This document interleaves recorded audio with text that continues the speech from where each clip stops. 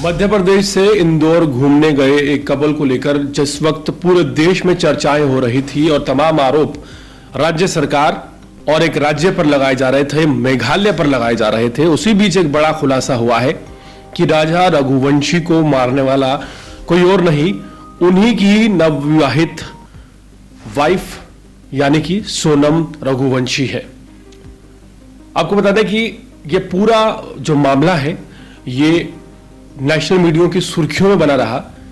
23 मई के दिन दोपहर 2 बजे के बाद राजा रघुवंशी, जो कि इंदौर के एक बड़े कारोबारी हैं, और उनकी वाइफ यानी कि सोनम रघुवंशी अचानक गायब हो गए। दोनों के फोन बंद हो गए, जिसके बाद जो घर वाले थे राजा रघुवंशी के, वो काफी ज्यादा परेशान हो गए। मामला इतना ज्यादा बढ़ गया कि मध्य प्रदेश सरकार ने ये अपील की मेघालय से कि इस मामले को सीबीआई को सौंपा जाए, और अंततः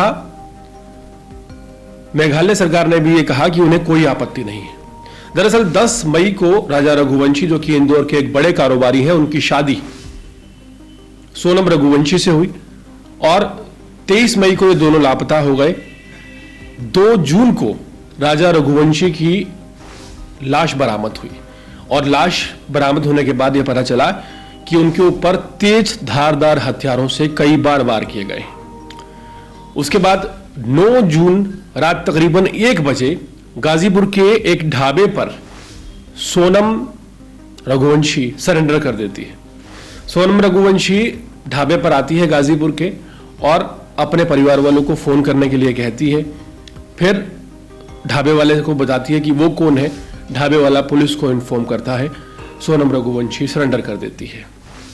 ये दिल दहलाने वाला मामला सामने आया है, जहां 2 स्टेट की पुलिस प्रशासन लगातार परेशान चल रहे थे कई दिनों से। वहां तो सबसे बड़ी क्रिमिनल निकली है वो एक नवविवाहित बीवी निकली है। ये माहौल जो हमारे देश में चल रहा है ये वाकई दिल दहलाने वाला है। सीबीआई तक को इन्वॉल्व करने की बात की जा रही थी।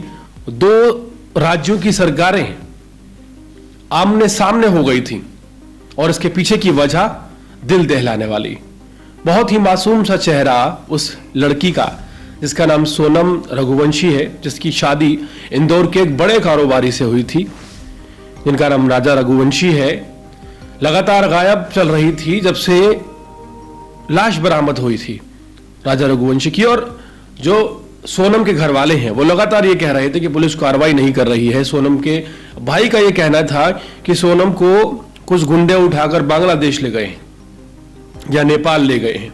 इस तरह की तमाम बातें कही जा रही थी। हाल फिलहाल जो चौंकाने वाला खुलासा हुआ है उसमें सोनम के साथ साथ 3 लोगों को और अरेस्ट किया गया है।